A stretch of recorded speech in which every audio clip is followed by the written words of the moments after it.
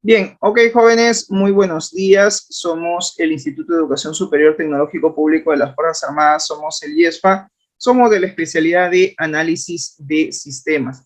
Bien, en esta oportunidad nos convoca la unidad didáctica Ingeniería de Requerimientos. El tema que vamos a abordar el día de hoy es hablar sobre el modelamiento del proceso de negocio desde UML. Si bien es cierto, esta vendría a ser nuestra actividad de aprendizaje número 9, lo que significa que estamos ya en la 9ª semana de clases y vamos a empezar definiendo lo que es el modelamiento del proceso de negocio desde UML. Si bien es cierto, en las sesiones anteriores hemos dicho que cuando tenemos un proceso de negocio a sistematizar, lo primero que tenemos que hacer es conocer el proceso de negocio, ¿no? Por ejemplo, profesor, voy a sistematizar, su gestión comercial, operativa de una empresa que se dedica al servicio de mantenimiento, de limpieza. Ok, lo primero que tú tienes que saber es cuáles son los procesos con el cual inicia una venta a dicha empresa.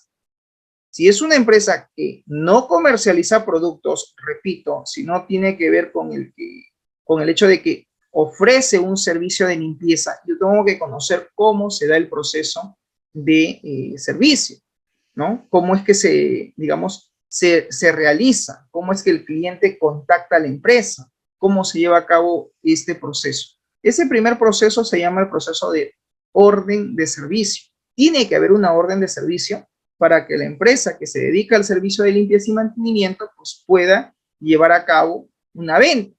¿Estamos de acuerdo? Entonces, el primer proceso sería el proceso de orden de servicio. El segundo proceso tiene que ver con la facturación. Habría que analizar, habría que investigar si la empresa emite actualmente boleta de venta o factura de venta. Si esta empresa no emite factura y solamente emite boletas de venta, pues entonces tenemos que diseñar su base de datos, por ejemplo, de tal manera que solamente puede emitir una boleta, salvo que la empresa en algún momento también tenga la opción de poder emitir alguna factura en el futuro. Entonces prepararíamos el sistema para que también en un futuro tenga la opción no solo de emitir una boleta de venta, sino también una factura de venta. ¿Estamos de acuerdo? Entonces tengo yo que analizar la realidad del proceso como tal para poder modelar no solo la base de datos, sino también modelar el sistema de información. Entonces, una vez identificado el segundo proceso que tiene que ver con el proceso de facturación del servicio, el tercer proceso viene a ser el proceso de pago, ¿no? Donde el cliente pues efectúa la cancelación, efectúa el pago por el servicio que se está brindando de limpieza, de mantenimiento. Esos tres procesos, el proceso de emisión de orden de servicio, el proceso de facturación del servicio y el proceso de pago del servicio, conforman los tres el proceso de venta. Porque con ello se estaría generando una venta para la empresa. Ojo, el control de insumos, de materiales que se utilizan por cada servicio que se pueda estar brindando, pues compete a otro proceso, a otra área. Cuando hablamos del proceso de generación de orden de servicio, facturación y pago, corresponde al proceso de ventas. Y por lo tanto, pues en la empresa debe haber un área que sea el área de ventas. Entonces, este sistema digamos, estaría diseñando o evaluando para luego pasar a su producción, a su implementación en un futuro, pues tiene que ver básicamente con el área de ventas. Si tú quieres llevar el control logístico de los insumos de esta empresa de limpieza, tomando como ejemplo, claro está, estamos hablando ya del área de almacén, porque ¿dónde se almacenan los insumos? En el almacén, pues, ¿no? Tiene que haber un área donde se lleve ahí el control de entradas y salidas de productos del almacén, claro está, y en función a ello, pues nosotros tendríamos que proceder a hacer ese proceso, ¿no? Hacer, digamos, el proceso de, ¿cómo se llama? En este caso, del control de los insumos, pero eso ya,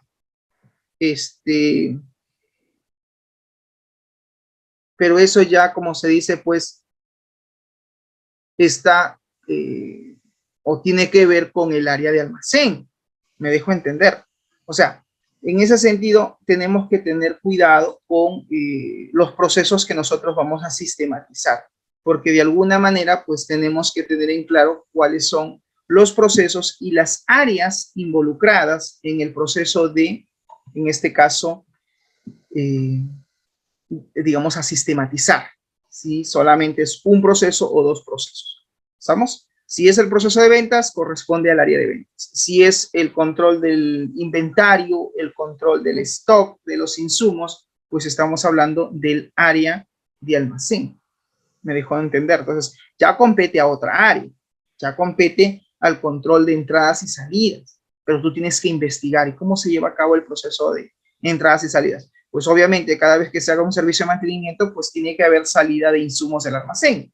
Cuando el stock es igual a cero o cuando el stock está por debajo de las 10 unidades o 5 unidades, dependiendo del criterio que se tenga, pues se debería generar básicamente una orden de compra.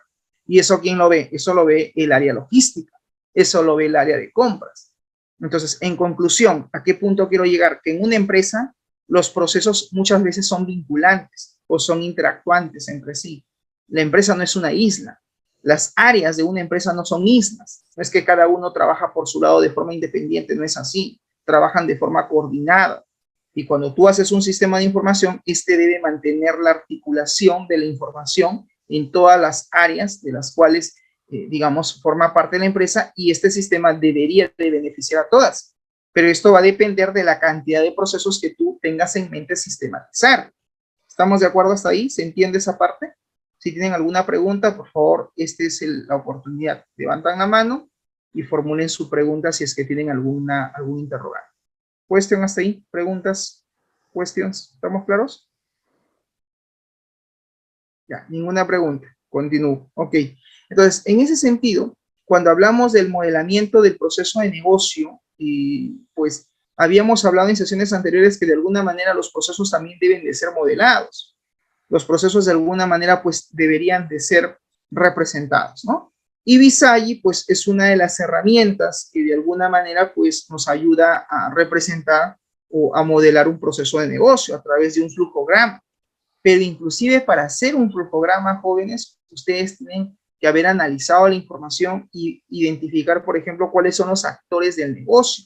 Si tú recuerdas, en la herramienta Visagi, que habíamos trabajado hace algunas semanas anteriores de clase, habíamos pues modelado un proceso que tenía que ver básicamente con un proceso de ventas de equipos de telefonía, recuerdo, ¿no? Entonces el cliente pues era el que iniciaba el proceso y habíamos identificado los otros actores que tenían que ver pues con el despachador, con la persona que lleva el control del almacén, etcétera, ¿no? O sea, por ahí tienes que empezar primero, identificando quiénes son los actores del negocio para poder modelar un proceso como tal. Así como modelas tu proceso en Visagi, que es la herramienta de software, aplicando la metodología BPMN, Business Process Management Notation, pues también podemos modelar un proceso de negocio, pero ahora desde UML. ¿Y qué cosa es UML? Pues UML tiene que ver con el lenguaje de modelamiento unificado, que pertenece a la metodología RUP, a la metodología RUP. ¿Estamos de acuerdo? Muy bien. Vamos entonces a empezar, jóvenes, definiendo qué es la arquitectura del software y qué relación tiene con el principio de usabilidad. Pues bien, debemos de tener en cuenta que existe en todo sistema o en todo software o en todo programa, dentro de lo que viene a ser pues el modelamiento o el diseño de su arquitectura, tiene que existir lo que se llama el dinamismo y la usabilidad. Por eso dice acá, debemos de tener en cuenta el dinamismo y la usabilidad en el momento del diseño de la arquitectura de un sistema, que debe ser interactivo. Esto nos puede ahorrar muchos dolores de cabeza, muchos quebraderos de cabeza, ¿no? Se dice que todo sistema de información debe ser útil, rápido, dinámico, y sobre todo, pues que debe ayudar a solucionar el problema del usuario. Si tú desarrollas un sistema que no ayuda en nada o no aporta en nada en la automatización del proceso de negocio, entonces el sistema como tal, pues no cumple, digamos, o no tiene la razón de ser porque no está cumpliendo con el propósito con el cual fue en este caso, digamos, desarrollado. Y esa no es la idea. ¿Estamos de acuerdo? Entonces, todo sistema tiene que ser, en la medida posible, dinámico, ¿sí? Versátil y sobre todo, pues, debe ayudar al proceso como tal y a los usuarios, sobre todo, en el manejo de sus procesos, ¿no? Esa es la idea. Bien, se podría decir, dice, que en el diseño de un sistema hay 3 aspectos que se deben de tener en cuenta. En todo diseño de un sistema, dice, debemos de considerar 3 aspectos claves, 3 aspectos fundamentales. ¿Cuáles son? Primero, la presentación de la información.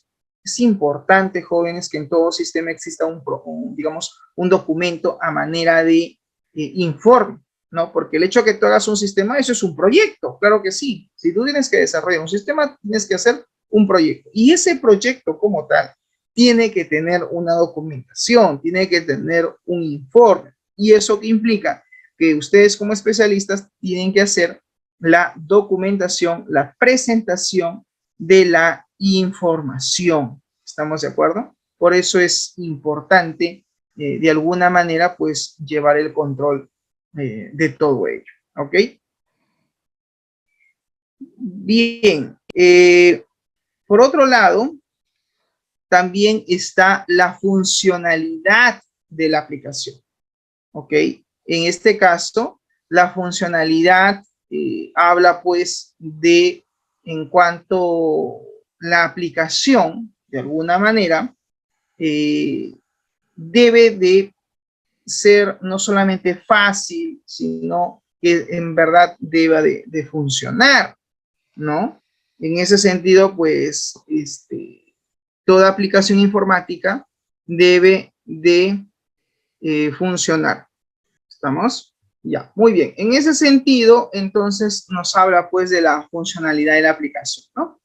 El otro punto importante tiene que ver con la arquitectura del software. Se dice que todo sistema de información tiene que tener una arquitectura y eso también debemos de tener en cuenta. ¿Qué es la arquitectura? Pues la arquitectura tiene que ver con los componentes que conforman el sistema, las clases, los objetos, los formularios, el diseño del sistema, la base de datos, etcétera.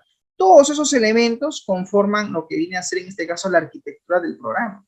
Por eso es que en las primeras semanas de clase, cuando hablábamos del curso de Ingeniería de Requerimientos, porque esta es nuestra unidad didáctica, Ingeniería de Requerimientos, pues estábamos hablando de que de alguna manera, pues tenemos que definir qué es un sistema. Por eso que yo les decía, ¿no, jóvenes? ¿Qué es un sistema? Entonces algunos me decían, un sistema es un conjunto de elementos que son interactuantes, que se relacionan entre sí, que interactúan entre sí, etcétera, etcétera. En ese sentido, pues obviamente debemos de hacer de que, digamos, ustedes como especialistas tengan en claro que un sistema está conformado por una serie de procesos de negocio.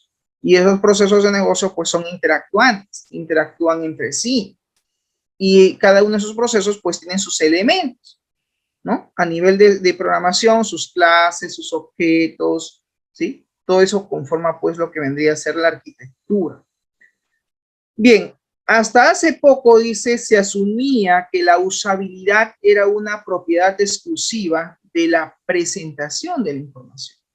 Se creía, dice, que encapsulando la capa de presentación, es decir, están hablando de los formularios del sistema, y separándola del resto se podía, dice, desarrollar la aplicación de forma interactiva y pasar los test de usabilidad. Cuando hablan de test, están hablando de pruebas. ¿Por qué, señores? Porque todo sistema tiene que tener ciertas pruebas, pruebas de funcionalidad, pruebas de usabilidad, para ver si lo que han codificado en el sistema funciona de forma correcta. Existen las famosas pruebas del sistema. Cada prueba, cada test, tan solo sería necesario para resolver los problemas modificando la presentación, en este caso modificando de repente la interfaz. Y gracias a esta separación también podemos ver la funcionalidad en todo caso del sistema que no debería quedar afectada.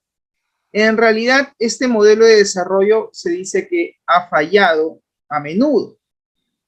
Pues bien, existe otra interrogante que nos dice, ¿cuántas veces hemos tenido que realizar cambios en la funcionalidad de una aplicación después de haber detectado problemas de usabilidad? El modelo conceptual de la usabilidad proviene del diseño centrado en el usuario. No está completo sin la idea de utilidad. Lo que realmente entendemos como look and feel solo afecta en un 40% a la usabilidad. En sus términos más básicos, el look and feel tiene que ver con básicamente la presentación, tiene que ver con el aspecto que tiene el sistema en cuanto a la presentación del mismo con el usuario, ¿no?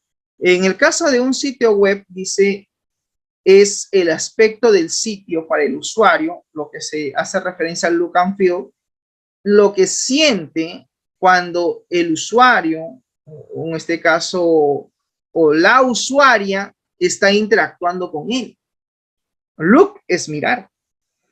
In feel es sentir. O sea, ¿qué sientes tú como usuario cuando entras a un sitio web? ¿No? ¿Qué sensación tienes de esa aplicación web? ¿Es fácil, es dinámica, puedes ubicar rápidamente el producto? O de repente es un sitio web que es muy engorroso, muy complicado, tiene muchas acciones, tiene muchos eventos, tiene muchas animaciones, tiene mucha información en su página. Y el usuario termina perdiéndose. Dice, oye, tu sitio web es muy complicado porque para encontrar un producto o hacer una consulta, hay un montón de menús, un montón de opciones que me es difícil ubicarme en tu sitio web. Me pierdo en tu sitio web. Entonces, ¿eso qué tiene que ver? Tiene que ver con la sensación que tiene el usuario con respecto a lo que está visualizando como parte del funcionamiento del sistema. Entonces, el usuario necesita que tu sistema sea sencillo, no sea complicado, no tenga tantas opciones. En el caso de un sitio web, que no esté cargado de muchas animaciones, por ejemplo, y que sea fácil de poder utilizar. No necesito de un conocimiento muy avanzado de informática porque el mismo sistema me va guiando. La misma presentación me va indicando dónde debo de hacer clic o qué opciones, digamos, son las que puedo ubicar rápidamente, ¿no? A eso hace referencia el look and feel, la sensación que tiene el usuario cuando experimenta o cuando interactúa con un sitio web o con el sistema propiamente dicho. El look se define por las siguientes componentes de una página web, ¿no? Por ejemplo, el look tiene que ver con la paleta de color, tiene que ver con las imágenes, tiene que ver con el diseño, tiene que ver con las opciones de fuente, tiene que ver con el estilo, los estilos que de repente se están utilizando para el diseño del sistema. Luego tenemos el feel. ¿Qué cosa es el feel? El feel es determinado por las siguientes características, ¿no? Por ejemplo, el movimiento a la respuesta de los componentes dinámicos, como los menús desplegables, como los botones, las formas, las galerías, ¿no? También tiene que ver con efectos de repente de sonido que pueda tener, en este caso, la aplicación. Hay algunas páginas web que tú entras y tienen audio, tienen pequeños efectos entre página y página o entre presentación y presentación de productos. Sus animaciones, algunos tienen algún sonido, por ejemplo, de transición, ¿no? Entonces, eso tiene que ver con el feel, las características que tiene el sistema. Otro punto importante tiene que ver con la rapidez con la que las páginas web y las imágenes se logran cargar en el navegador, en el browser, ¿no? De repente, imagínate que tú como usuario entras a un sitio web y llevas ya alrededor de 15 segundos y la página no carga, no carga, no carga. ¿Cuál va a ser tu experiencia como usuario? El usuario cada día más se desespera, ¿no? Dice, oye, pero ya llevo 15 segundos, va a ser un minuto, 60 segundos y esta página no carga. Entonces, no la vas a recomendar. Ese sitio web de esa empresa, pues simplemente no lo vas a recomendar porque vas a decir, mira, su sistema no me gusta, mucho demora para cargar. Entonces, me impaciento como usuario. Yo quiero que las cosas se hagan rápido. Entonces, en ese sentido, pues, ese sistema web no es lo suficientemente rápido. Demora mucho las páginas en visualizarse. Y no es mi internet, ¿eh? Es el servidor, el dominio donde se está ejecutando ese sistema. O de repente hay problemas de carga con las imágenes. De repente el usuario quiere visualizar algún producto, entra a la página o, o digamos a la galería de productos, al catálogo de productos, y ve la información, pero no ve imágenes. Las imágenes no cargan, o cargan parte de ellas y el resto no. ¿Cuál crees tú que va a ser el feel que va a tener el usuario con el sistema, con la aplicación? No va a quedar satisfecho, obviamente, ¿no? Va a decir, no, con esta empresa no trabajo, su sistema es pésimo, ¿no? Mucha demora para consultar los datos, para poder ver los productos, no carga su sistema todas las imágenes. Entonces, la experiencia con esa empresa no ha sido la mejor. ¿Y esto por qué? Porque quien diseñó el sistema, quien planteó la arquitectura quizás, no ha considerado ciertos aspectos como usabilidad, rapidez, funcionabilidad, etc. Eso viene asociado con la programación también. ¿Estamos de acuerdo? Hay que tener en cuenta ese detalle. Entonces, aquí, por ejemplo, tenemos una imagen que habla de los aspectos externos de la interfaz del usuario. Hace referencia justamente al look and feel.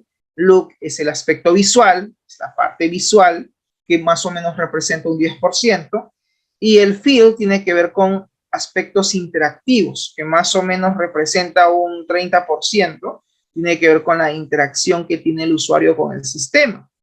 Y un 60% es el modelo del usuario, es cómo el usuario, digamos, interactúa con el sistema y todo lo demás. Dice, el 60% restante está influenciado en algunos casos por los objetivos que el usuario quiere alcanzar con sus tareas dentro del sistema. Si no se cumple con ese porcentaje o no se llega ni a la mitad del 30% de lo que el usuario realmente se supone que iba a obtener con ese sitio web, y al final vino, lo visitó y no hizo lo que, digamos, quería, como comprar un producto porque había problemas de interactividad o habían problemas con el tema del look o habían problemas con el tema de la funcionalidad del feel, pues simplemente se va a ir y nunca más va a regresar a ese sitio web, a ese sistema web. En otras palabras, se relaciona el modelo del usuario con lo que el usuario necesita. Todo lo que necesite el usuario viene a hacer referencia al modelo del usuario. Y también está con el modelo de los objetos que son también propios de la interfaz del usuario. A eso hace referencia el modelo del usuario. Lo que el usuario necesita y lo que el usuario utiliza o usa. Entonces, a eso hace referencia el modelo del usuario. ¿Ya? Tiene que ver con lo que el usuario necesita y con lo que el usuario está usando dentro de la propia interfaz, ¿no? En el sentido estricto de la programación orientada a objetos, que incluye, entre otras cosas, los objetos y las metáforas de la interfaz, se dice, pues, que este modelo de objetos es el que permite al usuario relacionar sus objetivos con la funcionalidad del sistema. Esto se refiere a cosas como que el usuario puede visualizar, por ejemplo, el progreso de sus peticiones, que pueda deshacer acciones, el famoso deshacer o undo, que también pueda disponer de un entorno multilingüe, que pueda cancelar quizás en el sistema una operación que lleva mucho tiempo de espera, que pueda también reutilizar información que haya introducido previamente en el sistema, entre otras muchas cosas. Si analizamos estos escenarios de interacción, veremos que la causa de que no se puedan implementar es que no se tuvo en cuenta justamente al usuario. Cuando tú haces un sistema, tienes que considerar en la primera fase básicamente al usuario. ¿Por qué tenemos que considerar al usuario en el diseño del sistema? Porque el sistema no va a ser para nosotros como especialistas de IT, no va a ser para un tercero. Entonces, tenemos que ponernos en la posición del usuario, ¿no? ¿Qué pasaría con el usuario si es que de repente no está satisfecho con nuestro sistema? ¿Estamos de acuerdo? En ese sentido, es importante también pensar, en este caso, en lo que el usuario, digamos, sentiría al usar el sistema. Siempre los sistemas de información deben de ser desarrollados teniendo en cuenta siempre al usuario. El usuario es el actor principal en un sistema de información. Entonces, siempre cuando ustedes desarrollen sistemas o modelen sistemas, Antes de pasar a la producción, antes de pasar al desarrollo, a la programación del mismo, hay que entrevistarnos con el usuario y presentar primero el prototipo, ¿no? Cómo están los formularios, mira, esto va a funcionar de esta manera, estas son las interfaces, con este formulario tú registras la orden de servicio, con este formulario tú vas a emitir la facturación del servicio, con este formulario tú vas a poder realizar el pago del servicio, etcétera. Toda esa información de cada uno de los procesos a sistematizar van a tener que ser diseñados a través de una interfaz. ¿Y quién va a proponer la interfaz del usuario? Tú como especialista, pues, tú como especialista de IT. Pero antes de pensar en el diseño del formulario, yo soy de la idea que tú primero hagas el modelamiento y diseño de tu base de datos. Parte primero por la base de datos, teniendo claro cuáles son los campos, cuáles son las columnas, de las entidades, de las futuras tablas que tú vas a crear. En función a eso, pues podrás, digamos, diseñar tus formularios de forma exitosa, porque vas a tener toda la información. ¿Cómo desarrollas una interfaz? ¿Cómo sabes tú cuántos objetos vas a poner en el formulario? ¿Cómo sabes tú qué datos son los que vas a colocar en el formulario? Si solamente vas a poner apellidos, nombres, DNI, fecha de nacimiento, dirección. Eso debe reflejar de la base de datos. Pero para eso tienes que empezar primero con el modelamiento de la base de datos, para en función a eso proponer tentativamente el diseño de las interfaces. Y esto en realidad te va a conllevar a lo que viene a ser la arquitectura del software, porque las interfaces y la programación y lo que hay detrás del sistema forma parte de la arquitectura. ¿Y qué cosa es, profesor, la arquitectura del software? Según la Real Academia Española, la RAE, se define la arquitectura como el arte de proyectar y construir, en este caso, edificios. Es la definición que le da la RAE a la definición de arquitectura. También la RAE define el término arquitectura como el diseño de una construcción. Claro, porque no se puede construir sobre nada que no exista. No se puede construir sin un modelo. No se puede construir sin un diseño. No se puede construir, en este caso, pues sin un plano, ¿no? A ver, llama a un ingeniero civil, dile, hazme un edificio de 10 pisos. Él va a agarrar y va a empezar a diseñar, a construir. El ingeniero civil va a empezar a hacer la edificación sin un plano previamente. ¿No, verdad? Nadie en su sano juicio, ningún ingeniero civil se va a poner a construir un edificio si no tiene un plano. El plano es la clave, porque ahí está todo, está la distribución del espacio, está también, por ejemplo, las conexiones de agua, de luz, ¿sí? La instalación eléctrica, los ambientes, las medidas, el metraje, todo está en el plano. El plano es clave para construir un edificio. ¿Estamos de acuerdo? No se puede hacer las cosas de forma empírica, ¿no? ¿Quieres hacer un sistema?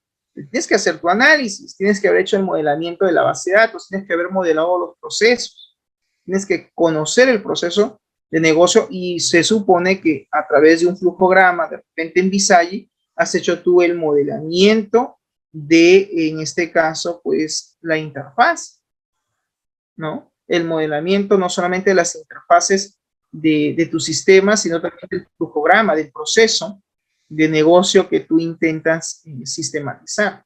Entonces, la fase de diseño y modelamiento es fundamental antes de desarrollar un sistema. No se puede programar un sistema de información si es que no se ha hecho el diseño de los prototipos, el diseño de los formularios. Para llegar al diseño de los formularios, tienes que previamente analizado la información, tienes que previamente haber identificado los requerimientos del usuario, tienes que haber hecho previamente la identificación de los procesos de negocio a sistematizar. Teniendo tú claro qué es lo que vas a sistematizar, pues vas a poder obviamente plantear, digamos, el diseño de tus interfaces, y eso va de la mano, va en paralelo con el modelamiento de tu base de datos y con el modelamiento de los procesos a través de Visage, donde tú explicas en un flujograma cómo funciona cada proceso. En un flujograma tú puedes representar cómo se lleva a cabo el proceso de la orden de servicio de limpieza. En otro flujograma explico, por ejemplo, cómo se lleva a cabo la facturación del servicio. Y en otro flujograma podría explicar el proceso de pago del servicio de limpieza o de mantenimiento de la empresa de la cual quiero hacer el sistema. Entonces tendría 3 flujogramas. Cada flujograma explica cada proceso. Sería lo ideal, lo tienes detallado. Ya. ¿Podría ser, profesor, que en un solo flujograma tenga todo? Puede ser, pero es mejor hacerlo de forma detallada por proceso, porque así tienes todos los detalles y todas las características del proceso. Muy bien, la definición entonces que le damos a arquitectura pues viene del mundo de la construcción. ¿Estamos? Pero proviene de alguna manera también de nuestro mundo de informática, ¿no? Entonces hay una definición que dar al término de arquitectura. Solo que en el caso de la definición que le da la RAE, pues le da desde el punto de vista del área de construcción, ¿no? Que en este caso viene a ser pues la construcción de edificios. Nosotros vamos a definir el concepto de arquitectura, pero desde el punto de vista de sistemas, ¿no? Porque vamos a construir programas, vamos a construir software. Entonces la definición tiene que estar por ese aspecto, ¿no? Por ese camino. Clemens.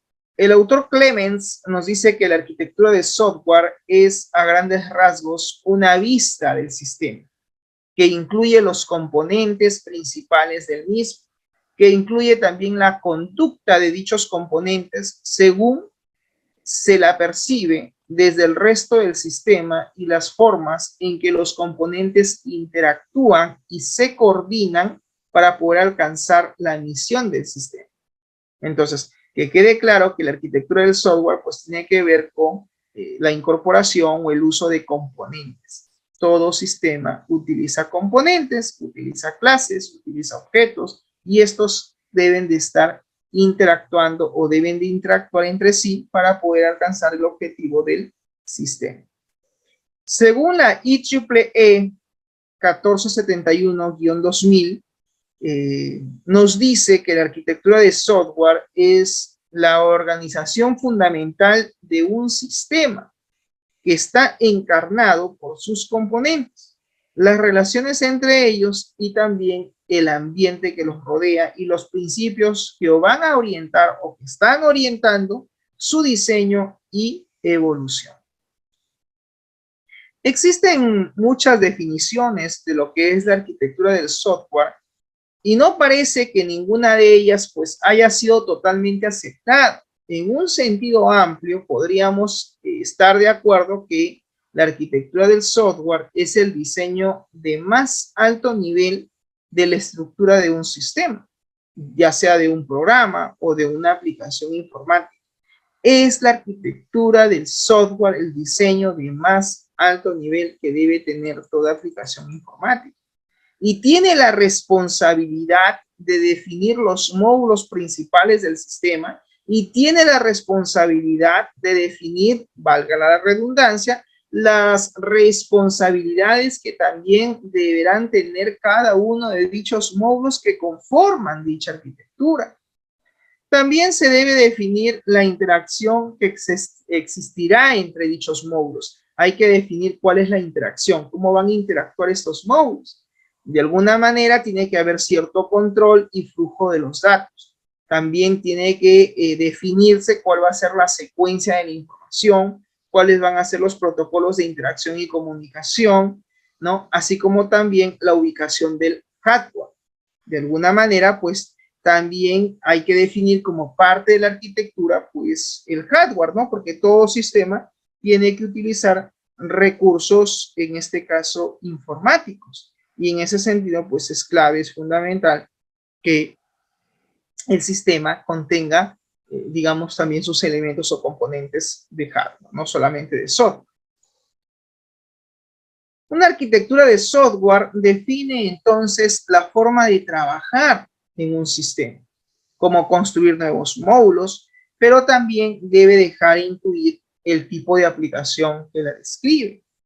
Si mostráramos un dibujo arquitectónico, quizás de una iglesia o de un piso, simplemente con ver la forma que tiene dicho dibujo, podemos intuir qué tipo de edificio se está proyectando a través del diseño. Así pues, si observamos nuestro dibujo arquitectónico del software, deberíamos poder intuir qué tipo de aplicación es la que se va a desarrollar, qué tipo de aplicación es la que se va a construir. No es lo mismo una aplicación que controle a un hospital que una aplicación de un cajero automático, porque cada una de ellas pues tendría un dibujo, un diseño arquitectónico distinto. naturalmente, porque una aplicación, un sistema que va a ayudar a mejorar la gestión de un hospital, obviamente va a ser distinto, diferente con la de un sistema que va a permitir el control del cajero automático para una entidad bancaria. Son obviamente dos realidades distintas, diferentes, los procesos son diferentes. Por lo tanto, no esperemos que el diseño arquitectónico de un sistema pues sea igual para otro. No obstante, el dibujo arquitectónico en la construcción no deja claro los materiales con los que está hecho, es verdad. Asimismo, en el dibujo arquitectónico de nuestro sistema no deberíamos dejar escapar detalles de nuestra implementación. Otro punto importante que hay que tener que señalar es lo siguiente. La arquitectura de software, atención, no es una normativa madura. La arquitectura de software no es igual en la academia que en la industria. La arquitectura de software no es el diseño del software del sistema con el lenguaje de modelamiento unificado. La arquitectura del software no es naturalmente vinculada con la ingeniería o el ciclo de vida de un sistema. Esto ocurre en algún punto que se da básicamente entre el análisis de requerimientos y las especificaciones de caso de uso, o entre ambos, o inclusive hasta en el diseño, ¿ya? Pero nada más. Esto naturalmente siempre va a estar vinculado a la metodología RUP. Acuérdate que todo sistema de información utiliza una metodología. Y en ese sentido, pues la metodología que se utiliza para el desarrollo de aplicaciones informáticas desde el punto de vista tradicional, pues tiene que ver básicamente con lo que es pues el diseño, ¿no? O sea, es importante definir de alguna manera, ¿no? También el tema de los diagramas, el tema pues de todo lo que implica el diseño de la solución informática. Pero hay que entender que los diseños o los diagramas que nosotros hagamos bajo la perspectiva de la metodología RUP, que es la metodología de desarrollo tradicional que utilizamos para el desarrollo de este tipo de sistemas, utiliza el lenguaje UML, ¿estamos? Pero no es que estos diagramas que yo voy a desarrollar forman parte de la arquitectura como tal, no, forma parte de la fase de diseño del sistema, ¿ya? No confundir esa parte. Naturalmente también se dice que la arquitectura de software pues no está relacionado con el modelamiento de los objetos, con el modelamiento orientado a objetos. Y también se dice que la arquitectura de software pues no es o no hay un vínculo natural entre los requerimientos de caso de uso y las clases. Así como también la arquitectura del software no es las herramientas arquitectónicas que van a generar el código de la aplicación. Ya no hay que confundir también ese punto. Porque en realidad la arquitectura de software lo que sería, lo que realmente es, básicamente tiene que ver con la vista estructural del sistema de un alto nivel. La arquitectura de software es definir el estilo o las combinaciones de estilos que vamos a emplear para el desarrollo de una solución. La arquitectura de software se centra más que todo en los requerimientos no funcionales del sistema. La arquitectura del software tiene que ver también con los requerimientos funcionales para ver si es que digamos, se satisfacen mediante el modelamiento y el diseño de la aplicación dichos requerimientos. Entonces, nos damos cuenta que la arquitectura del software tiene que ver más que todo con la aplicación del diseño, del estilo, la combinación que vamos a usar para la solución y también tener en cuenta los requerimientos funcionales y no funcionales. Esto es esencial para el éxito o el fracaso de un proyecto. Existen algunas corrientes principales de lo que es la arquitectura del software. Tenemos aquí la arquitectura estructural, ¿no? Según Seid, Carney Mellon nos dice lo siguiente, ¿no? Aquí, por ejemplo, como corrientes está pues lo que propone el autor Clemens, Sharp, Garland, que son en todos ellos pues variantes con modelos de datos, como por ejemplo Medvedovich y también en este caso las formas de modelamiento, ¿no? y cómo es que ésta se relaciona.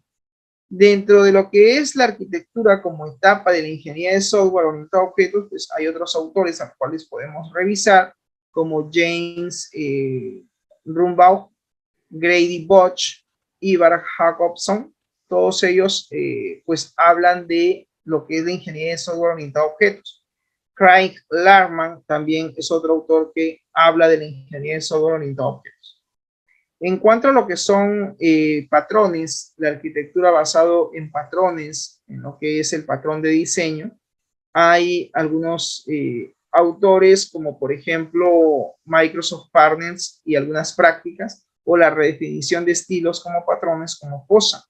En la arquitectura procesual y metodologías tenemos a Kasman Bass y algunas variantes de arquitectura basada en escenarios. Entonces, existen una serie de autores que cada uno de ellos pues ha hecho su aporte y han hablado sobre cada uno de estos puntos que estamos comentando el día de hoy. Hablemos ahora de los objetivos de la arquitectura de software. Se dice que todo programa debe tener una arquitectura y debe tener ciertos objetivos. El primero de ellos es que es independiente de los frameworks. La arquitectura del software se dice que es independiente de los frameworks. La existencia de esta forma de construir las cosas en el en el sistema, no depende pues de un framework. También se habla del objetivo testeable, es decir, del objetivo de las pruebas, ¿no? Tu arquitectura dice, hace que tu código prueba pueda ser testeado. Entonces, ¿cuáles son los objetivos que debe tener la arquitectura de todo programa, la arquitectura de software? Primero dice que la aplicación sea totalmente independiente de los frameworks. La aplicación informática o el software o el sistema no debería de depender mucho de los frameworks. Y el otro punto tiene que ver con las pruebas, el proceso de testing o el proceso testeable. Es importante que el sistema siempre sea testeado, o sea, digamos, o se realicen las pruebas de lo que hemos programado. El código, sí, el código debe de ser testeado. Eso a mí forma parte de la arquitectura del software. Por otro lado, también se dice que es independiente de la UI. ¿Qué significa UI? User Interface. O sea, es independiente, la arquitectura es independiente de la interfaz de usuario.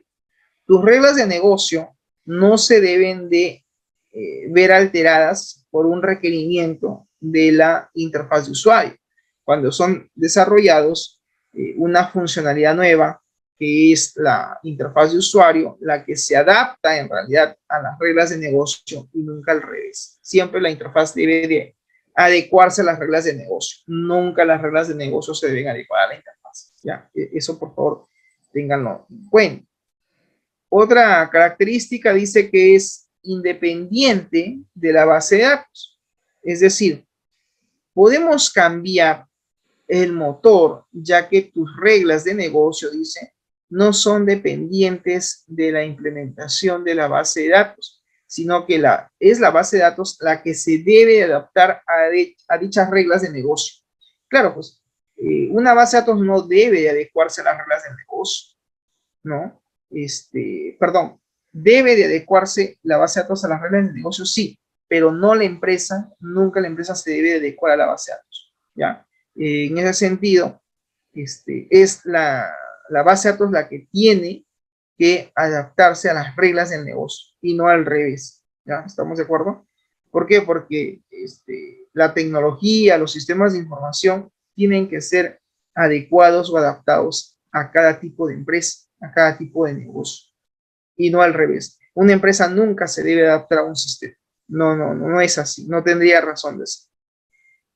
Bien, también se dice que independiente es independiente de cualquier componente externo. Se aplica, dice, la misma regla descrita en lo que es la base de datos, pero también está relacionada a componentes externos como las integraciones con otros sistemas o con otras librerías. ¿Existen algunas funciones de lo que es la arquitectura del software? Sí. El objetivo principal de la arquitectura del software es aportar los elementos que ayuden a la toma de decisiones y al mismo tiempo debe de proporcionar conceptos y un lenguaje común que permita pues la comunicación entre los equipos que participan en el proyecto Para conseguirlo, pues la arquitectura del software construye abstracciones, materializándolas en formas de diagramas, en forma de blueprints, ¿no? Y estos diagramas pues pueden ser incluso comentados. No hay estándares en cuanto a la forma y el lenguaje que podemos utilizar en estos dibujos técnicos, en estos blueprints. De todas maneras, existe consenso en cuanto a la necesidad de organizar dichas abstracciones en vistas, y tal como se hace al diseñar pues un edificio. La cantidad de tipos de vistas difiere en función de cada tendencia arquitectónica. Cada uno de los modelos más conocidos es el 4+1 de Philip Cruikshank, que está vinculado pues al Rational Unified Process, que está relacionado a lo que es RUP. ¿Ya? Entonces, esto define 4 vistas diferentes según la perspectiva de Philip Cruikshank, que nos habla de que la arquitectura de un software tiene que ser visto de varias vistas. Una primera vista es la vista lógica, que va a describir el modelo de objetos. La otra vista tiene que ver con la vista de proceso, en el cual debemos demostrar la concurrencia y sincronía que existen en los procesos. De alguna manera se debería de considerar. ¿Estamos? Bien, entonces, de alguna manera, pues debemos de considerar también la vista de procesos, ¿no? Porque en la vista de procesos dice nosotros deberíamos de considerar la concurrencia y la sincronía de cada uno de los procesos. También existe la vista física que muestra la ubicación del software y también la del hardware. Y tenemos la vista de desarrollo. En esta vista de desarrollo se describe pues la organización del entorno del desarrollo. Existe una quinta vista que consiste en una selección de casos de uso o de escenarios que los arquitectos pueden elaborar a partir de las 4 vistas anteriores. Es decir, las vistas de caso de uso es, digamos, la vista principal, la que está al centro de las otras vistas, ¿no? La vista de diseño, la vista de implementación, la vista de despliegue, la vista de procesos. Todas estas vistas van a conformar lo que vendría a ser la arquitectura como tal, ¿no? Por ejemplo, a nivel físico tenemos las vistas de implementación y la vista de despliegue. A nivel lógico está la vista de diseño y está la vista de procesos. Cada una de ellas tiene sus propias características. Por ejemplo, en la vista de diseño hay cierto vocabulario que debemos emplear y también debemos especificar la funcionalidad. En la vista de procesos, pues tiene que ver con el comportamiento. ¿Estamos de acuerdo? Bien. Por otro lado, se dice también que en la vista de procesos vemos lo que es el funcionamiento, la capacidad de crecimiento y el rendimiento del sistema. Todo eso también debería de ser considerado.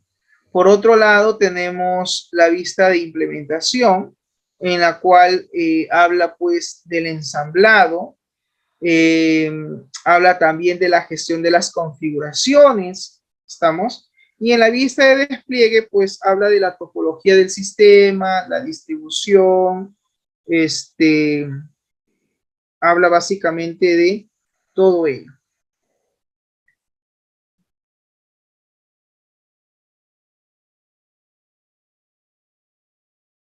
Muy bien. Por otro lado, todo esto entonces conforman lo que viene a ser pues las vistas de la arquitectura, ¿no? De toda aplicación. Esto en cuanto a aspectos lógico y físico, y también tenemos los aspectos estáticos. ¿Estamos? Bien. Por otro lado, también podemos decir lo siguiente.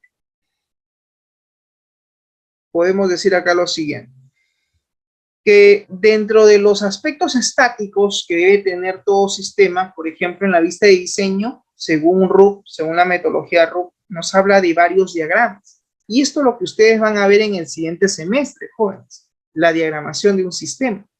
Tienen, por ejemplo, el diagrama de clases. Nosotros ya hemos explicado la parte teórica de lo que es un diagrama de clases. Está, por ejemplo, el diagrama de objetos. A nivel de vista de implementación está el diagrama de componentes. A nivel de vista de despliegue están los diagramas de despliegue. A nivel de vista de procesos, pues está el diagrama de casos de uso, ¿no? Como parte de la vista de casos de uso. En vistas de procesos tendríamos el diagrama de clases ya con las clases interactivas y el diagrama también de objetos. Como aspectos dinámicos está pues el diagrama de actividades, diagrama de estados y diagrama de interacción. Todo esto forma parte de la arquitectura de un sistema, que es importante que lo sepas como cultura general porque en algún momento cuando pases ya a modelar todo un sistema, pues tienes que manejar todos estos diagramas que vas a tener que hacer de tu sistema que tengas que desarrollar. Eso ya lo van a ver en el curso de diseño de base de datos, pero en ingeniería de requerimientos lo mencionamos porque en el curso de diseño de sistemas, perdón, en el curso de diseño de sistemas es donde vas a ver todos estos diagramas, ¿ok? Bien, perspectivas de la arquitectura del software. Hay 4 perspectivas que se ven en cuanto a lo que es la arquitectura de un sistema. La primera perspectiva tiene que ver con la perspectiva del negocio. Y aquí se dice que se busca en la perspectiva del negocio describir el funcionamiento interno del negocio central de la organización. También está la perspectiva de la aplicación, la cual muestra las aplicaciones de la organización, su funcionalidad y sus relaciones. En la perspectiva de la información se describe la información que debe manejar la empresa y cómo está ligada a los circuitos de trabajo. Y en la perspectiva de tecnología se describe la estructura de hardware y software, así como también de base que va a dar el soporte informático pues, a la empresa. Muy bien, algunas reflexiones. Implementar una arquitectura nos ayuda a entender mejor de qué trata nuestro sistema, de qué trata nuestro software, a qué centrarnos en el dominio de nuestra aplicación, qué es el valor real y que al fin y al cabo, pues viene a ser la razón que nos lleva a escribir el programa, que nos lleva a codificar el software. También está la fase de implementación, ¿no? El implementar pues un modelo, digamos, un modelo rico basado en nuestro dominio, hace que todos los miembros del equipo pues tengan el mismo vocabulario y fuerza a ponerles nombres a los conceptos que lo facilitan para lo que es el entendimiento. También nos facilita de alguna manera que nuestro código sea más mantenible en el tiempo, testeable, y en consecuencia nos va a ayudar a cumplir con los principios de SOLID, ¿no? Los principios SOLID. Algunas metodologías arquitectónicas, tenemos el posicionamiento en ciclo de vida, ¿no? Tenemos los atributos de calidad y escenarios, tenemos también la arquitectura basada en diseños, tenemos también la comparación de alternativas, tenemos también las ventajas y desventajas, ¿no? También está la elección de la arquitectura, el análisis de la arquitectura, la revisión activa del diseño parcial, el análisis costo-beneficio, la reformulación de UML y RUP. Entonces, tiene una serie de, digamos, metodologías arquitectónicas que existen, ¿no? Hablemos ahora de las vistas y diagramas en UML. Habíamos dicho que todo sistema va a tener que ser modelado y tiene áreas. Tiene el área estructural y la área dinámica. En la área estructural existen algunas vistas, como por ejemplo la vista estática, la vista de casos de uso, la vista de implementación y la vista de despliegue tiene que ver con vistas que pertenecen al área estructural. Cada vista tiene un diagrama en particular. La vista estática hace referencia al diagrama de clases, en el cual se representan las clases, su asociación, la generalización, la dependencia, la realización, la interfaz, etcétera, ¿no? Básicamente, pues, se representa todo ello. Por otro lado, en el diagrama de casos de uso, que pertenece a la vista de casos de uso, pues también representamos los actores, los casos de uso, la asociación, si es una asociación, o una relación por extensión, por inclusión, generalización de los casos de uso. Y la vista de implementación, pues tiene que ver con el diagrama de componentes, en el cual nosotros colocamos ahí el componente, la interfaz, su dependencia y su realización. En la vista de despliegue, vemos el diagrama de despliegue que hace referencia a los componentes, a los nodos, las dependencias y la localización. En cuanto a lo que es el área dinámica, existen algunas vistas, como la vista de máquinas de estado, la vista de actividad, la vista de interacción, y cada una de estas vistas pues tiene un diagrama en particular, ¿no? Como por ejemplo, aquí tenemos lo que se llama pues la vista de máquina de estados, que hace referencia al diagrama de estados, donde se muestra pues el estado, el evento, la transición y la acción. En la vista de actividad tenemos el diagrama de actividad, que hace referencia pues al estado, la actividad, la transición de terminación, la división y la unión. Son los elementos que conforman o que voy a encontrar en un diagrama de actividad. En la vista de interacción está el diagrama de secuencia y está el diagrama de colaboración. En el diagrama de secuencia vemos la interacción, el objeto, el mensaje y la activación. En un diagrama de colaboración, en tanto, pues vemos la colaboración, la interacción, el rol de colaboración y el mensaje. De alguna manera, también tenemos la gestión del modelo, que habla de la vista de gestión de modelo, que tiene que ver con el diagrama de clases, donde podemos representar los paquetes, el subsistema y hacer todo un modelado.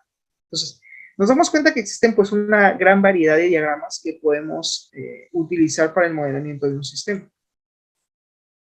Hablemos ahora del modelado de casos de uso de negocio, el MQ. ¿Qué cosa es el MQ? Cuando tú tienes un proceso de negocio a sistematizar, se dice que este tiene que ser modelado. A continuación, jóvenes, vamos a ver un caso de un proceso que intentan sistematizar y que tienen que empezar primero por elaborar el diagrama de caso de uso del negocio. Bien, veamos.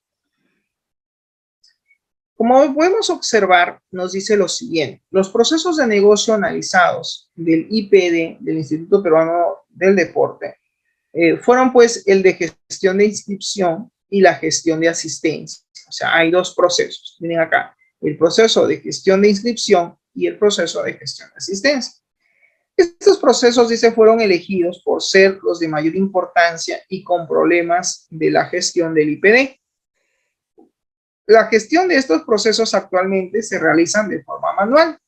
Por lo tanto, dice, toda la información no se almacena de manera apropiada y óptima, lo que hace difícil la tarea del proceso de inscripción de los participantes y el manejo de la información. ¿Qué es lo que me está explicando? El proceso de negocio. He leído el proceso de negocio del IPD, en el cual me menciona que hay dos procesos que le son, digamos, importantes y que tienen dificultades en cuanto al manejo de su información de forma óptima y de la cual actualmente pues se está llevando a cabo de forma manual, ¿no? Es lo que puedo, digamos, yo entender del proceso de negocio que estoy allí, digamos, revisando. ¿Estamos de acuerdo? Bien. Aquí me dice lo siguiente: como un primer punto en la fase de lo que es el análisis y diseño de un sistema, tenemos que empezar primero por describir quiénes son los actores del negocio. Es importante en la fase de análisis y diseño de un sistema definir quiénes son los business actors, quiénes son los actores del negocio.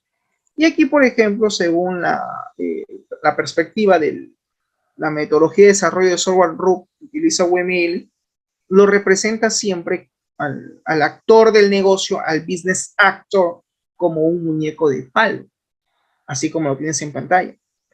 Entonces, cuando tú tienes que hacer el modelamiento de un sistema ya de tu aplicación como tal, para lo que es tu proyecto, tu informe, tienes que empezar por eso, definir cuáles son los actores del negocio.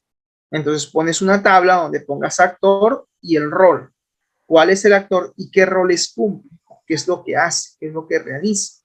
Por ejemplo, como actores del negocio, como business actor, tenemos el padre o apoderado. Y tenemos el business actor, el actor del negocio denominado participante, porque son dos los que intervienen. El padre o el apoderado y el participante. ¿Qué hace el padre o el apoderado? Es el que va a realizar el proceso de inscripción. ¿Qué hace el participante? Es el que va a participar en los distintos talleres deportivos del Instituto Peruano de Deporte, del IPD.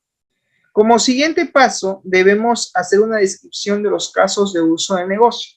Aquí hay que tener cuidado porque hay que definir cuáles son, digamos, los casos de uso del negocio. Esto es sencillo en realidad. Los casos de uso del negocio hacen referencia a los procesos que vas a sistematizar.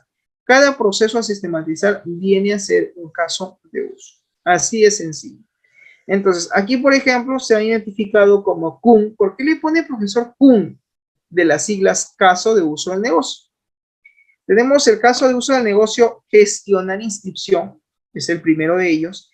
Y tenemos, en este caso, el caso de uso del negocio que se llama, en este caso, gestionar asistencia. Entonces, cada uno de estos casos de uso también tienen que tener una descripción en el cual se explique qué es lo que va a hacer cada uno de ellos o qué es lo que se hace finalmente en cada uno de estos casos de uso que previamente se supone lo hemos identificado. ¿Ok?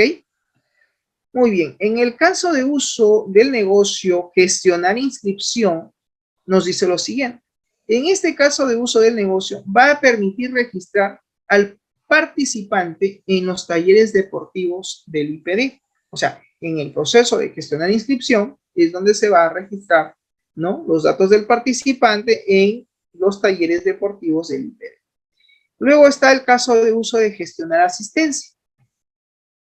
En este caso de uso del negocio, obviamente, permite pues aquí llevar a cabo un adecuado control de las asistencias del participante. O sea, en este proceso de gestionar asistencia se tiene como objetivo, ¿qué cosa? Llevar el control adecuado de las asistencias de cada uno de los participantes. Entonces, solamente existen dos casos de uso del negocio para esta casuística, que es gestionar inscripción, gestionar incidencia.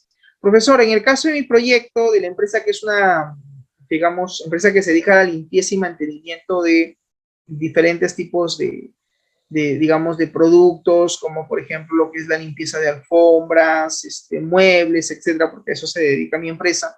¿Cuáles serían los casos de uso a sistematizar? Depende de qué es lo que quieras mejorar, pues no. Si tú has identificado previamente que es el proceso de orden de servicio, el proceso de facturación y el proceso de pago, pues cada uno de esos procesos representaría pues un caso de uso. Tú pondrías caso de uso, gestionar orden de servicio. Caso de uso, gestionar facturación del servicio.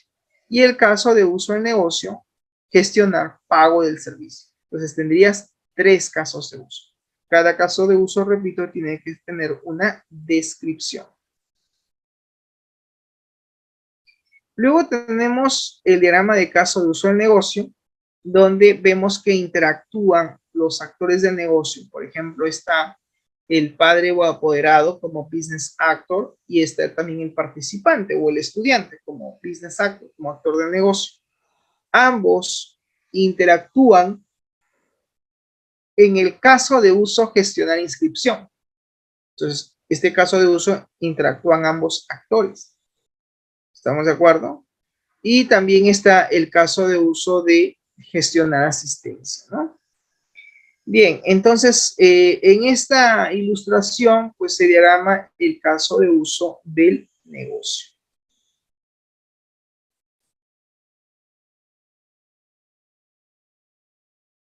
Luego también está lo que se llama, en este caso,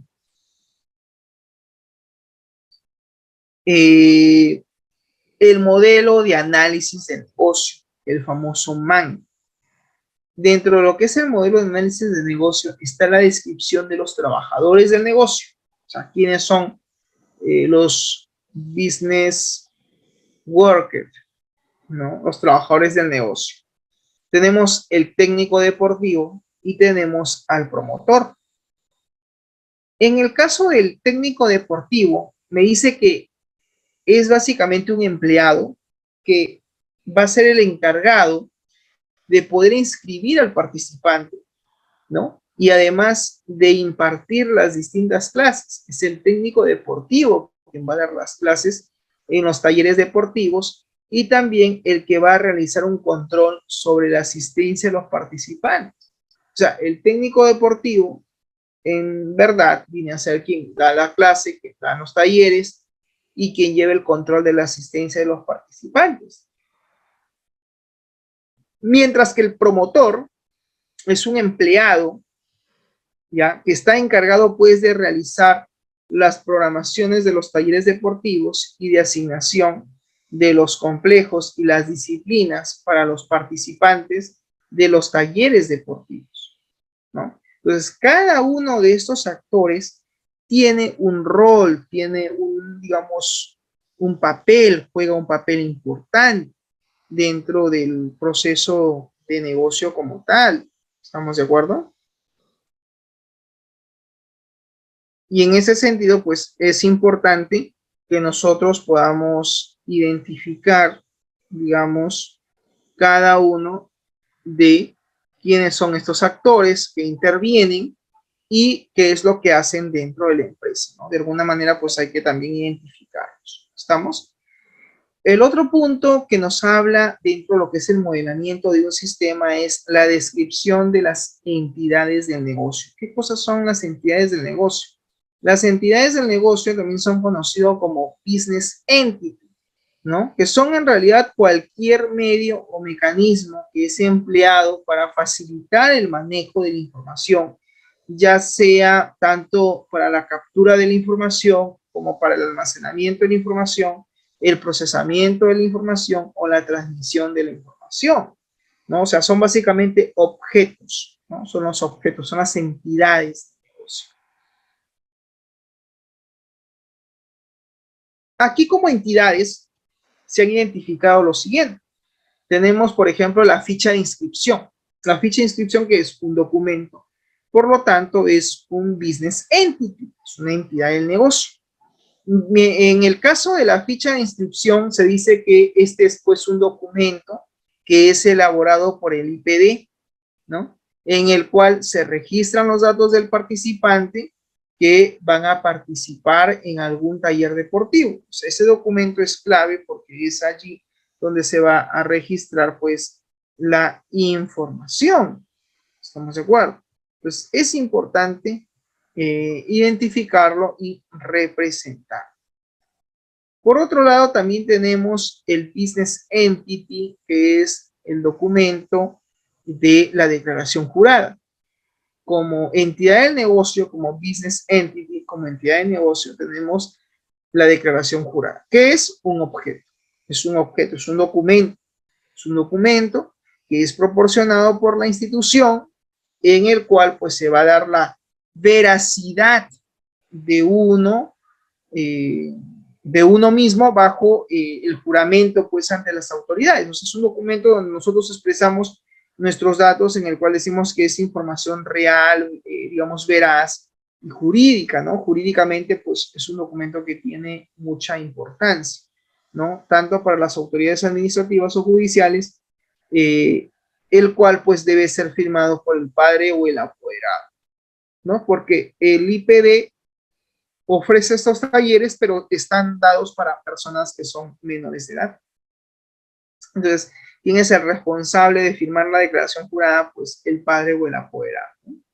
Profesor, un paréntesis. En el caso de mi empresa, que voy a hacer mi sistema para lo que es la empresa de limpieza que le estuve comentando, me puedes tú decir, ¿cuáles serían los business entities? ¿Cuáles serían los documentos a manejar o cuáles serían los objetos del sistema? Dos, atento, la orden de servicio, tú pondrías BE, que significa business entity, orden de servicio.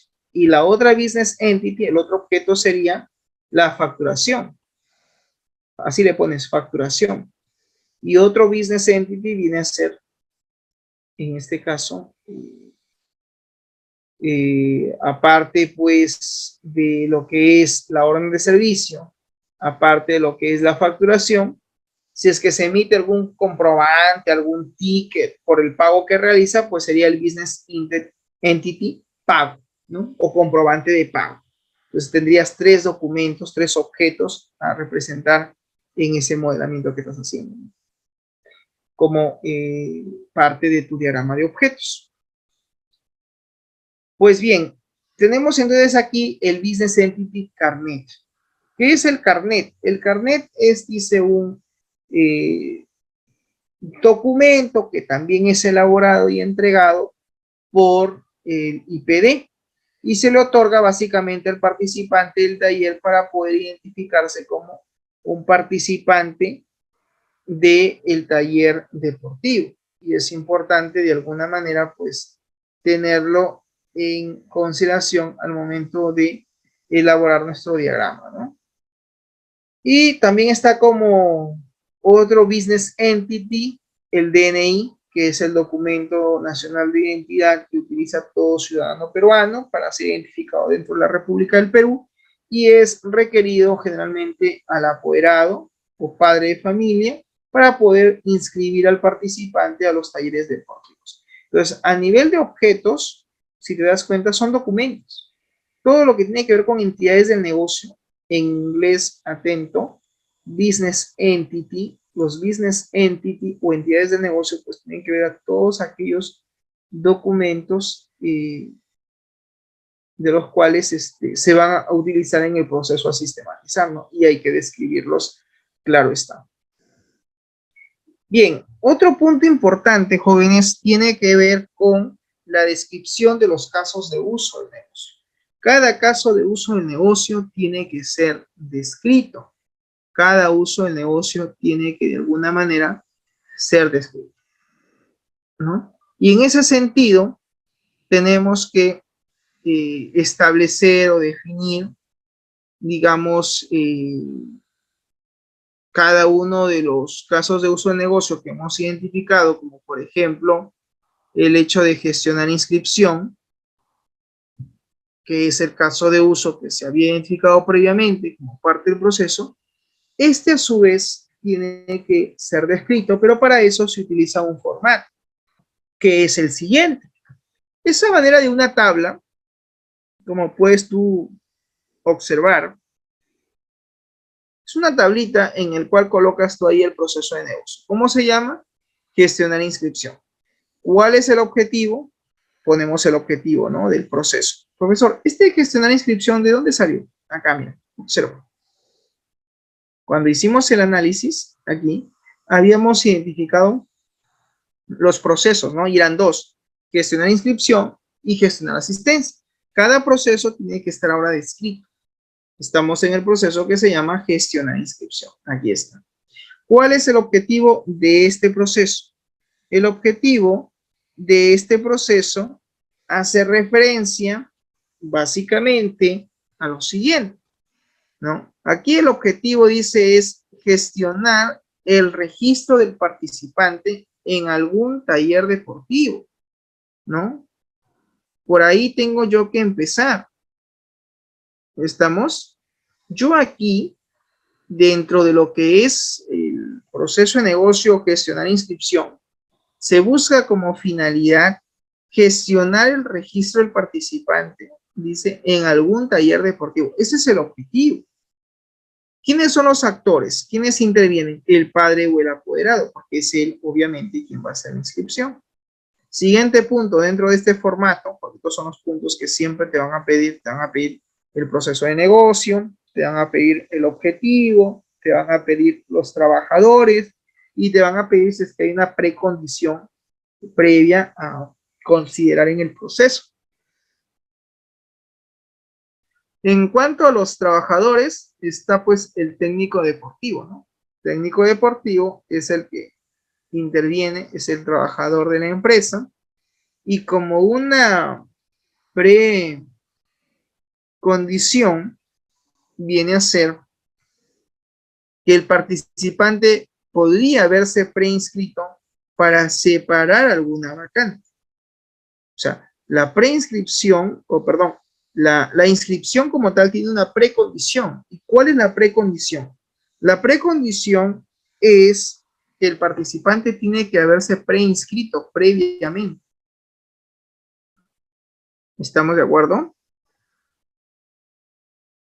Entonces, de alguna manera, tenemos que identificar si es que existe o no precondiciones en nuestro proceso.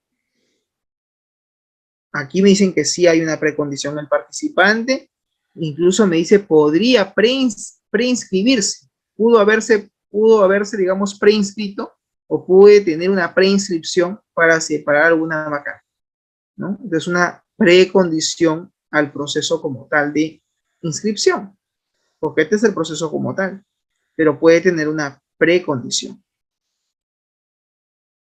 ¿Cuál es el flujo? Porque todo proceso pues tiene un flujo, ¿no? Tiene un procedimiento. Aquí hay que detallar todo el procedimiento paso a pasito. Por eso es importante, jóvenes, que ustedes conozcan el proceso, digamos, de negocio a sistematizar. Conociendo todo el proceso de negocio vas a poder representar. Si tú no tienes claro cuál es el, digamos, flujo de la información, difícilmente pues vas a poder, digamos, representar, ¿no? Por eso aquí la fase de levantamiento de información pues es clave, es fundamental. ¿Estamos de acuerdo? Muy bien, a ver, veamos. Como primer paso me dice, el caso de uso comienza cuando el padre o el apoderado pues, se acerca al complejo deportivo, ¿no? Primer paso, me está describiendo. Segundo paso, el padre o el apoderado solicita una inscripción. Va a solicitar la inscripción al taller, obviamente. 3. El padre o apoderado debe ser mayor de edad para poder realizar la inscripción. Acá tengo otro punto importante, ¿no? El padre o el apoderado tiene que ser mayor de edad para que se pueda realizar la inscripción. Siguiente, el técnico deportivo luego le solicita su DNI. Quinto paso, el padre o el apoderado le brinda su DNI. Sexto, el técnico deportivo valida la fecha de nacimiento. Séptimo, el técnico deportivo luego registra los datos personales. Octavo, el técnico deportivo le solicita el DNI al participante. Noveno paso, el padre o apoderado le brinda el DNI del participante. Claro, uno pide, le dice su DNI y el padre le entrega el DNI. Décimo, el técnico deportivo verifica la fecha de nacimiento del participante y si tiene algún parentesco con el apoderado, pues, ¿no? Porque obviamente se supone que pues, en este caso, digamos, quien inscribe a un participante tiene que tener un vínculo familiar, ¿no? Padre o apoderado, y tiene que ser vicemayor de edad. Entonces, él va a verificar si es que el apoderado tiene o no un vínculo, ¿no? Con el participante, un parentesco. Siguiente, paso 11. El técnico deportivo registra los datos del participante. 12. El técnico le pregunta a qué disciplina se va a inscribir. 3. El padre o apoderado le informa la disciplina a participar. Claro, dirás, pero profesor, pero no se supone que el participante es el que debe elegir. No, porque es menor de edad. No tiene potestad de decisión todavía. No puede decidir. Es un menor de edad. Está sujeto a lo que le diga el padre o apoderado. Y si él le dice que va al taller de natación, pues va al taller de natación. Si dice que va al taller de fútbol, pues va al taller de fútbol. ¿No? Porque obviamente es un menor de edad. ¿Estamos? Ya. Seguimos. El técnico deportivo luego registra los datos de la disciplina. 15. El técnico deportivo emite lo que es la declaración jurada. Y el padre o apoderado luego acepta y firma la declaración jurada. Para luego el técnico deportivo confirmar la inscripción. El técnico deportivo luego le entrega su carnet. Y finalmente el padre o apoderado recibe el carnet. Así como hay una precondición, atención, también puede haber una poscondición. Y la poscondición es que el participante, una vez que ha hecho el proceso, podrá asistir a su taller deportivo al cual fue inscrito sin ningún problema. Esa sería la poscondición. Ahora, ustedes miran, profesor, ¿y por qué tengo que hacer toda la descripción paso a paso del proceso gestionar inscripción? Es importante que tú conozcas el proceso y que lo pongas paso a paso, porque esto después te va a permitir hacer lo que se llama el diagrama de actividades. Voy a aumentar aquí el zoom un poquito para que tú puedas observar. Todo lo que se analizó, todo lo que se detalló en ese cuadro, atentos, luego tiene que ser representado a través de un diagrama que es el diagrama de actividades, que es este que tienes en pantalla. Entonces, aquí, si tú observas en el anterior, se describe qué es lo que hace cada uno de los actores, como un flujograma, ¿no? Y es secuencial. Por eso es que yo les decía, jóvenes, investiguen cómo se llama el proceso de solicitud de orden de servicio de limpieza. Investiguen cómo es el proceso de facturación de la orden de servicio de limpieza.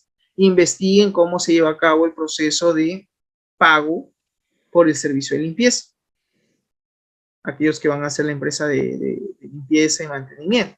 Aquellos que están trabajando con el hotel y tienen que, digamos, sistematizar el proceso de reserva de habitaciones, eso es un proceso, y otro proceso es el proceso de alquiler de habitaciones. Entonces tendrán que investigar cómo se lleva a cabo el proceso de, en este caso, reserva de habitación. ¿Cómo se hace una reserva de habitación en un hotel?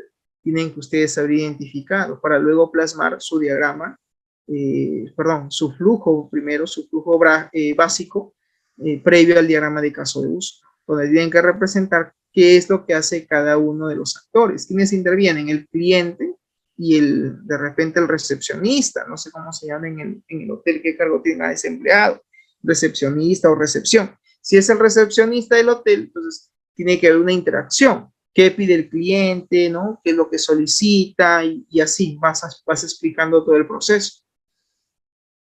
Entonces tú puedes hacer el caso de uso comienza cuando el cliente se acerca al hotel, ya, segundo paso, en este caso, pues el cliente solicita una reserva de ubicación y así vas explicando todo el proceso, pero tienes que describir porque eso te va a permitir hacer justamente el diagrama de actividades. Entonces, aquí en el diagrama de actividades representas dos actores. El actor que inicia el proceso, que en este caso viene a ser el cliente, y el empleado que atiende a dicho actor. Este vendría a ser el business actor, el actor del negocio, y el business worker, el trabajador del negocio. Y entre ambos, pues hay una interacción, claro está, entre ambos, digamos, actores. Bien, entonces, conforme hemos escrito, acá lo vamos a representar. Dice, el padre o apoderado se acerca al complejo deportivo. Ya, siguiente, solicita una inscripción. ¿A quién? Al técnico deportivo. ¿Qué hace el técnico deportivo? Le solicita su DNI. ¿Qué hace el padre o apoderado? Brinda su DNI. ¿Qué hace el técnico? Valida la fecha de nacimiento. Acá hay una condición. Pregunta, ¿eres mayor de edad? ¿Sí o no? Si en este caso, digamos, en este caso, pues el apoderado, ¿no? No es mayor de edad, finaliza el proceso. Finaliza el proceso. Fin del proceso. Porque el apoderado tiene que ser necesariamente mayor de edad. Ahora, Si el apoderado o el padre es mayor de edad, entonces se procede a registrar sus datos personales. ¿Eso qué implica? Que se le dé la ficha de inscripción. ¿Y qué cosa es la ficha de inscripción? Un business entity, una entidad del negocio. Es un documento. Se pone al costadito. Luego que registra sus datos personales, le solicita el DNI del participante. El padre o apoderado le brinda el DNI del participante y el técnico valida la edad del participante. Va a validar y pregunta, ¿eres mayor de edad? ¿Sí o no? Si el participante es mayor de edad, fin del proceso. ¿Por qué? Porque los talleres que se están dando en el IPD son únicamente para menores de edad, no son para mayores de edad. Entonces, si es mayor de edad, simplemente finaliza el proceso, ya no se continúa con nada, ahí queda. Ahora, en el caso de no ser mayor de edad, entonces sigue el flujo, sigue el proceso y aquí pues se ingresan los datos del participante y se le pregunta, ¿no? El técnico pregunta, ¿qué disciplina quiere participar, joven? Entonces en este caso o le pregunta o lanza la pregunta, digamos, ¿no? ¿Qué disciplina? Entonces el padre es el que toma la potestad, porque es el padre o el apoderado quien elige la disciplina a participar. No lo hace el estudiante, no lo hace el participante, o lo hace el apoderado, el padre. ¿Qué hace luego el técnico? Pues registra los datos de la disciplina, emite la declaración jurada, el padre acepta y firma la declaración jurada. ¿Qué es la declaración jurada? Un documento. Se representa como entidad del negocio, como business entity. Lo representas y lo colocas. Luego, ¿qué hace el técnico? Pues confirma la inscripción y le entrega el carnet. ¿Y qué hace el apoderado? Pues recibe el carnet y el carnet es un documento, es un objeto, por lo tanto lo representas como una entidad del negocio, como un business entity, pones ahí carnet y fin del proceso. Entonces, todo lo que tú habías descrito anteriormente es importante, sí, porque eso te va a permitir elaborar el flujograma de lo que es el diagrama de actividades del proceso de gestionar inscripción. Si lo vemos como proyecto, si tú tienes 3 procesos, son 3 diagramas, porque cada diagrama de actividad viene a ser un proceso. El proceso de orden de servicio, un diagrama. El proceso de facturación, otro diagrama. El proceso de pago, otro diagrama. Tienes 3 diagramas en el caso de la empresa de servicio de limpieza, ¿no? De mantenimiento, limpieza y mantenimiento. En el caso del hotel, pues tiene solamente 2 diagramas de actividades. Uno de ellos hace referencia al diagrama de, en este caso, gestionar la reserva de habitación y el otro proceso tiene que ver con el alquiler de la habitación. No hay más, solamente son 2 diagramas en ese caso del hotel, ¿no? Profesor, ¿y el pago en el caso del hotel? Podría también representarse, ¿no? El proceso de pago y habría que investigar, habría que preguntar en el hotel si es que también emiten un comprobante, ¿no? Un comprobante por el pago del alquiler de la habitación. Si eso, digamos, desencadena un comprobante, la emisión de un comprobante, pues tendría que estar representado, ¿no? Claro está.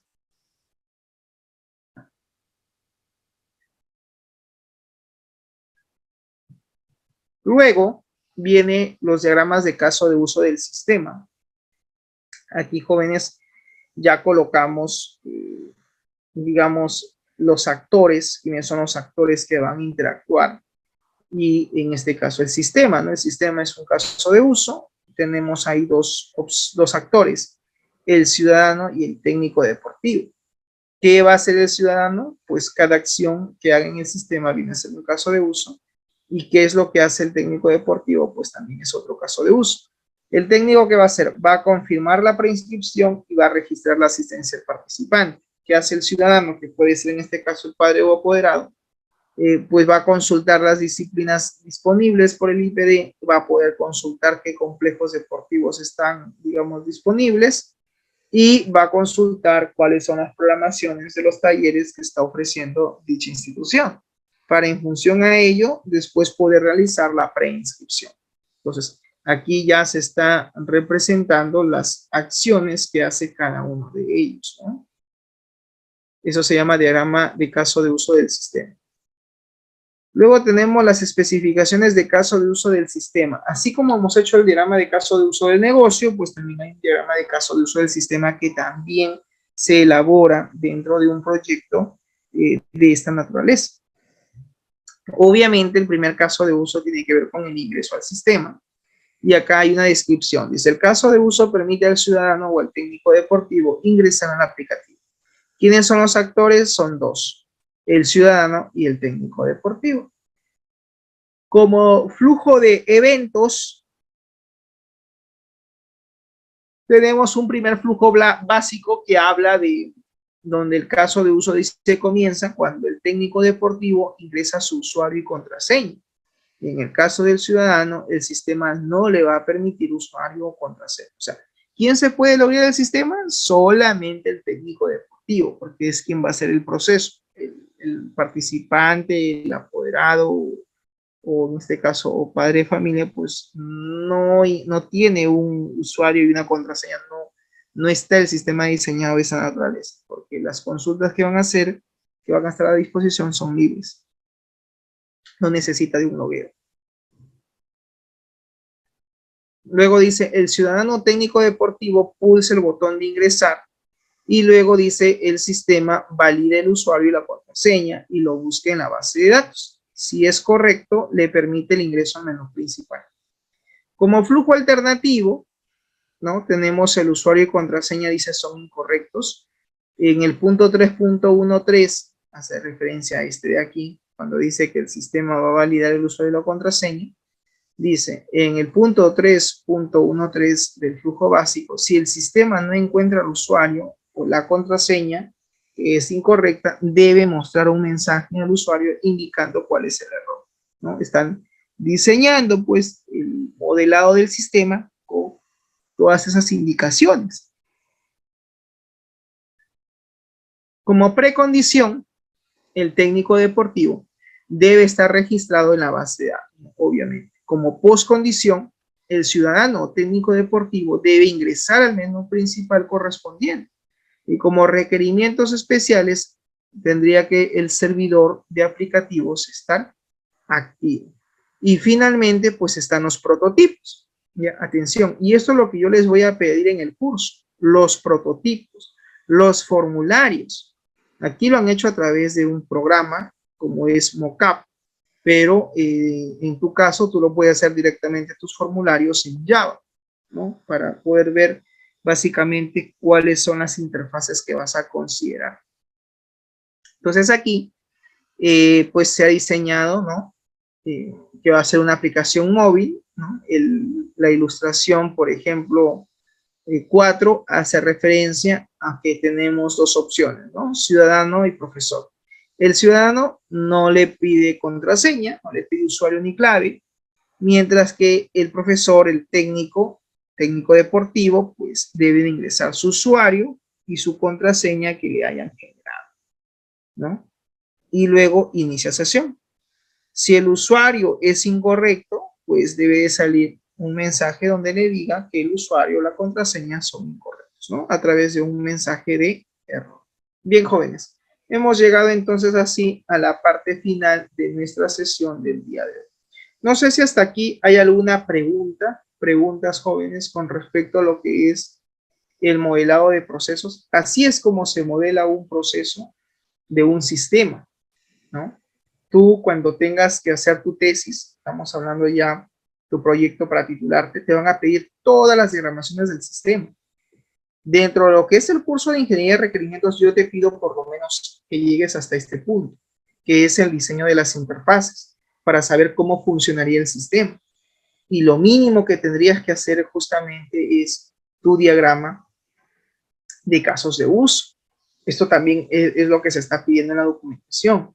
Entonces, no está complicado en la medida que tú sepas qué proceso es el que vas a sistematizar. Por eso yo les dije, identifiquen primero el proceso, levanten información del proceso, porque esto es el siguiente paso, es describir cada uno de las actividades, ¿no? Y de los objetos que intervienen en tu sistemita, y de acuerdo a eso, pues haces la documentación del caso con sus diagramas correspondientes, hasta terminar con el tema de la implementación de las interfaces. Bien, jóvenes, questions, preguntas, ¿ninguna?